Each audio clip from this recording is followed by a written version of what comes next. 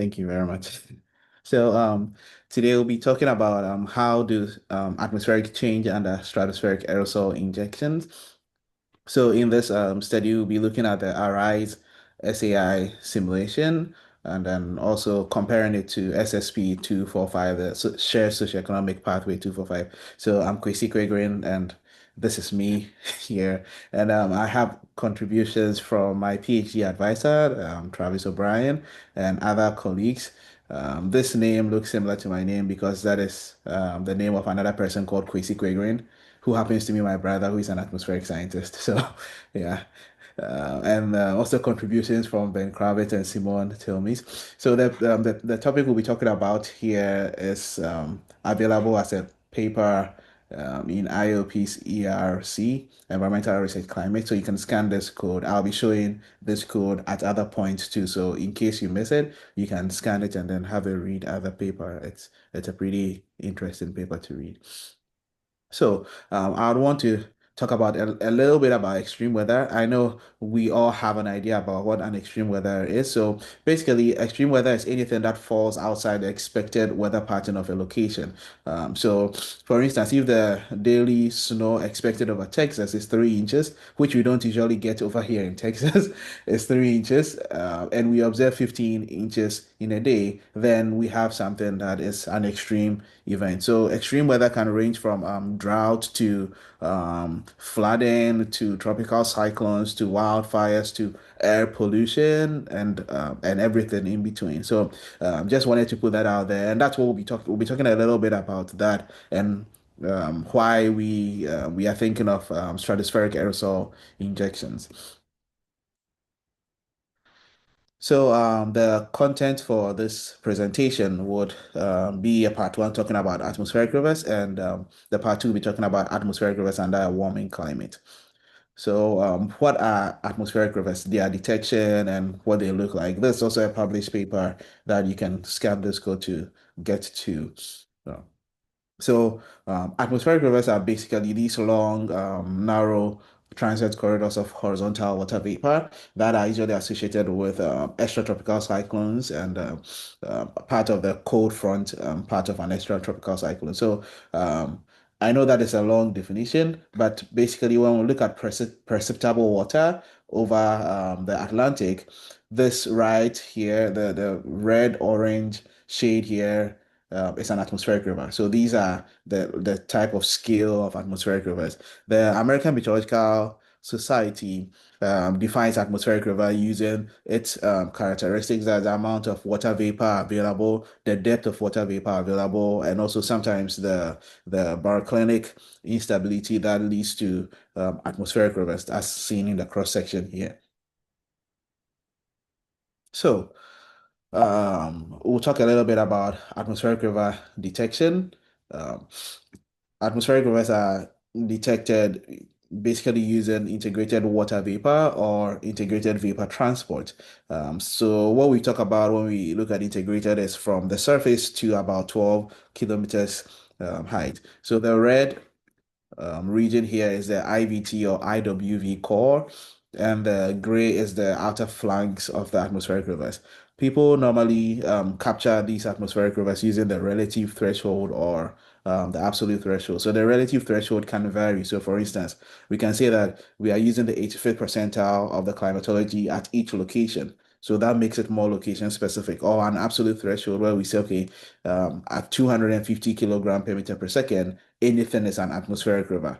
So they both have their pros and cons. We will not be getting into that. But if you want to know a little bit more, you can read the first paper.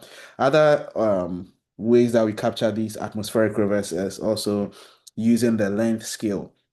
So atmospheric rivers are really long. They can span about 2,000 kilometers. That's about 900 miles in length and about 500 kilometers in width. That's like about 200, 230 miles. So they are really large synoptic scale systems. So why do we care? Um, we are doing this because we are impacted by these systems. People might think that okay, they are found in the atmosphere, so they don't really affect us, but they lead to a lot of rainfall. Although people talk about them in the terms of extreme weather, they are also sometimes very beneficial. For instance, in California, atmospheric rivers hit the locations that the California location, the West Coast, a lot, and it relieves some of their drought. So they are important when they are weak ARs. However, they also contribute to high precipitation events globally. And more recently, we have seen that they can enhance heat waves and transport dust. So the Pacific Northwest heat wave that happened in 2021 had an associated atmospheric river, which dammed a lot of heat into the region. And for dust transport, we recently found that atmospheric rivers are able to transport some of the Saharan dust to northern Europe. So that was very interesting to see. So this schematic, this figure I show here is Bloomington in 2021. I was there around this time. We had 6 inches of rain in about 3 hours, which was like a heavy downpour. It wasn't expected. This is also a river in UK that burst its banks in 2009. And this is the dust transport I was talking about. So we had this atmospheric river move in, and then it moved the dust all the way to this region. So it's quite an important phenomenon. This is just a news report that I thought it would be very interesting to see how atmospheric river affects locations, mudslides, and all that in there. So yeah, it's an interesting phenomenon. So we want to ask the question, okay, atmospheric rivers can be destructive, and we know that under climate change, they are probably going to increase. I mean, the literature has shown that there's going to be an increase in atmospheric river days per year. So we want to understand why that is happening and also how SAI is going to affect it. So just a recap of what climate change and global warming is. It's basically a gradual change in the average surface temperature relative to the historical period. That's a pre-industrial period. So this schema, this image is just showing us, okay, the temperature is increasing, and from 1970, we've never had a negative anomaly relative to pre-industrial. We are hitting about 2 degrees Fahrenheit at this point. So um, because of the climate change that we're experiencing, we have these shared socioeconomic pathways that were agreed on by governments because we don't want to keep on emitting and then just experiencing these high impact climate events. So governments and policymakers agreed to go on a path. The initial path that we're using were the RCPs, but now we move to the SSPs because the SSPs tend to include more of the economic activities and the livelihoods of people. So currently we are on a trajectory of the 245, the SSP 245, and we are targeting that by 2100, we would be emitting 600, we would have emitted 600 part per million of CO2. Uh, this would mean that we are still going to have some climate change. So ideally, we would have wanted this curve to go back down, but now we are going high. So that means that we're going to have some high impacts because of emissions. So why solar geoengineering? So with all this background that I have given, just to come to this point that, yeah, currently we are on a path of the black line, the SSP scenarios and the treaties that have been signed by government. Normally, you would have said we would want to do business as usual, but as we can see, the y-axis is climate impact, and as time progresses, if we continue with business as usual, we would have higher climate impact. So the SSPs tend to taper the impact down a little bit. So what solar geoengineering proposes is that we emit these particles, or we engage geoengineering over time, and would expect that the temperature will be stable at 1.5 degrees Celsius above pre-industrial. However, whenever we do geoengineering, the proposed experiment is to keep removing CO2 from the atmosphere because geoengineering does not remove, solar geoengineering does not remove CO2. So CO2, which has a long lifespan, would still be in the atmosphere for a long time, over hundreds of years. So just doing geoengineering might not make it for us. So we would want to still keep doing CO2 removal. The other perspective is that people have suggested is just keep doing solar geoengineering just to keep the temperature at above 1.5 degrees Celsius.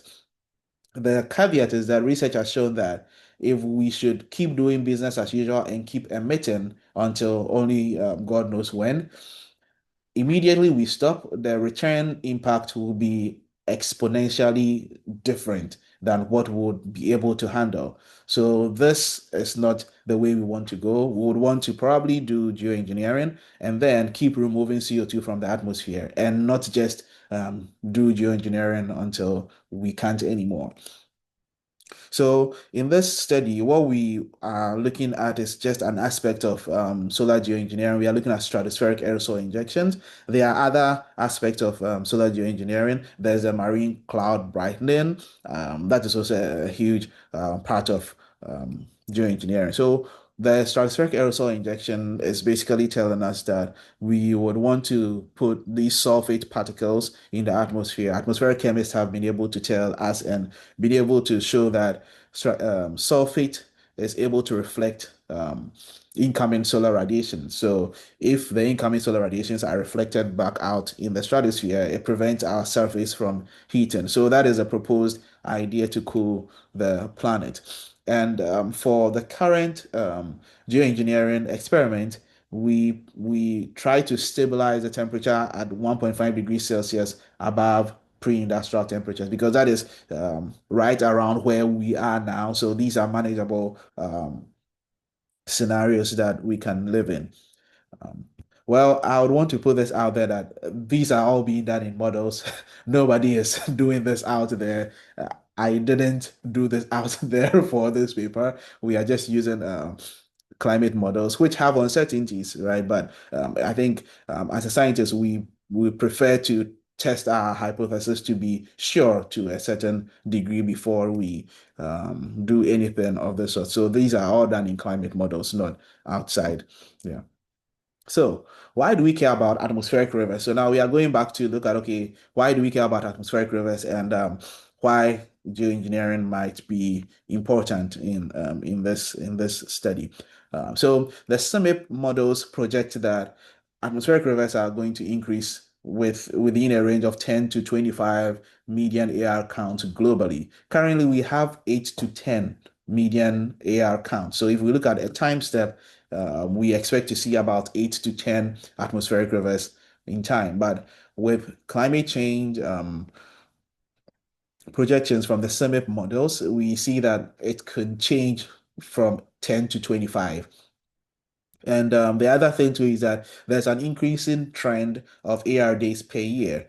So these are seen here. So we can have about 40% of 40 more AR days per year per century, which is alarming. That means that per every year we can have anything between 0 to 40 more atmospheric rivers. And as I said earlier, atmospheric rivers can have very devastating impact on people and where they fall. So this is one of the reasons why we are thinking of, okay, how can SAI help us mitigate atmospheric rivers? So the problem is that we know that ARs can intensify under climate change, but we do not know what SAI will do to it because SAI it doesn't have a positive or negative effect. It is more of a mixed effect. People might experience more drought or more precipitation or both of them at different times. So we would want to know, okay, how atmospheric rivers affected. We can have a clue because we know that SEI is expected to cool the Earth system. And so we can say that, okay, well, since it's expected to cool, then the Celsius-Clapeyron scale, and that tells us that there is going to be more water vapor is going to be reduced because SAI is cooling. So we expect that SAI would reduce extreme precipitation with ARs. So that is what we expected. So uh, so the data we use is from the Wacom model, and all these simulations are done using the Wacom model using different tunings. What we did is that we split the data into two periods, the near future and the mid future, with the intent that in the near future we'll be able to see how fast SAI affects atmospheric rivers. And in the mid future, we try to ask the question, are these changes sustainable, or it's just changes for just a short period and then it doesn't keep going for us? So we detect ARs using the TCABARD algorithm, and then we also categorize ARs, just like hurricane categorization. We have atmospheric river categorization, with category 5 being the highest and category 1 being the lowest impact. So, how many atmospheric rivers do we observe doing SAI as opposed to SSP? So, I want to walk us through what we are seeing here. The first row is the near future period. The second row is the mid future period, and the third row is a combination of all the entire duration, which is from 2035 to 2069. So, some huge things that we see is that right on the onset of SAI, we have a reduction in the penetration of atmospheric rivers. We do not have atmospheric rivers going inland in most of the regions that are well known for atmospheric rivers. So, the orange circles show us the locations of atmospheric rivers. We see that under SSP, even if we still keep doing SSP, we would still have atmospheric rivers hitting inland. But when we look at SAI, we see that that is reduced for us. And it's also persistent through the mid-future period, which is something that we would expect. Because if you remember, we expect that the line keeps being horizontal until we are done removing the CO2 that we would want to. The other thing that we see is that under SAI, although the inland atmospheric rivers are reduced, we have an increase in oceanic atmospheric rivers.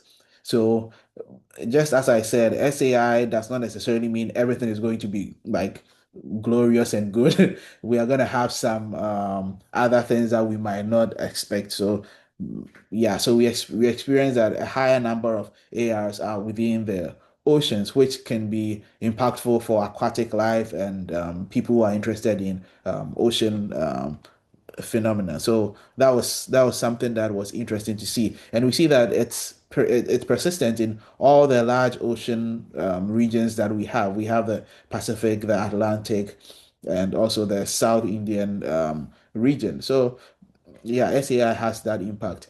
Another impact that we saw was that SAI restricts atmospheric rivers to mid latitude. So we see that under SSP, we have a wider spread of atmospheric rivers from about 30 south to about 60. But under SAI, that distance is reduced. We see that it's more restricted to the mid latitude. Just to give us a sense of how much change this has caused, 1 degree is equivalent to 100 kilometers. So a change of about 5 degrees is about 500 kilometers. That's about 200 miles, shrinking in the size of location where atmospheric rivers are persistent. So SAI does that as well. So we want to ask the question, okay, well, we can have atmospheric rivers that do not precipitate and do not make landfall or do not affect us, right? So that would not be something that would be impacting us directly. However, there are some that would make landfall and would impact us. So we use the atmospheric river categorization scale developed by Ralph et al. To try and ask the question that how strong are atmospheric rivers, just like hurricanes, how strong are these hurricanes? So how strong are these atmospheric rivers, and how much precipitation can we expect from these atmospheric rivers? So we categorize these atmospheric rivers using the amount of water vapor that it has and also the duration. So as we can see on the x-axis, we have the duration in hours, and the y-axis is the maximum IVT magnitude. So anything below 250 is not an atmospheric river, but anything between 250 to 500 kilogram per meter per second is an atmospheric river. And normally we categorize anything above 750 to 1,000 as strong atmospheric river, and they can lead to very hazardous consequences like mudslides. So with that in mind, we went ahead to look at how atmospheric rivers will change, the categories of atmospheric rivers will change under SAI and SSP. So the figure on the left, the C that we are seeing is the difference between the categories that we experience in SAI as opposed to SSP. And what we see is that so the red, maroon, and the orange lines are category one, two, three. We see that under SAI we have an increase in category one to three atmospheric rivers in both the northern and southern hemisphere. So the x-axis is latitude, and the y-axis is the average AR frequency. We see that SAI actually increases the number of beneficial atmospheric rivers that we can find during when we perform this SAI experiment. However, we see that the category four, five, and sixes are reduced. So that means that one, SAI brings more beneficial rainfall, and two, it reduces the number of catastrophic um, atmospheric rivers that we experience in both hemispheres. And so this was really cool to see. One thing that I would like to put out here is that this is just one scenario of SAI experiment. There are other scenarios. We have the geomaple, we have the glance, we have the HALA, the high latitude, low altitude SAI experiment. So this is just one realization of the SAI experiment, and it was interesting to see that we can have this probable outcome for SAIs. So we look at SAI related precipitation with respect to atmospheric river. So this is giving us the area in the atmospheric river that we have precipitation, and the rows and columns are similar to what we saw in the first figure that I showed. What we see is that SAI reduces area precipitation compared to SSP. So regions that have positive values means that SSP has higher precipitation. One interesting thing that might be beneficial for those in North America is that the East Coast experiences a reduction in extreme rainfall under SAI, which could be as a result of reduced TC activities in the Atlantic. So this was something that we found very interesting to see. For the Pacific region in the south, we see that there's a reduction in precipitation over close to Australian coast. For the South America, we see that there's a reduction in precipitation close to the west coast, the east coast of South America. So generally, SAI is able to reduce atmospheric river related precipitation, especially over the coast and in the oceanic regions.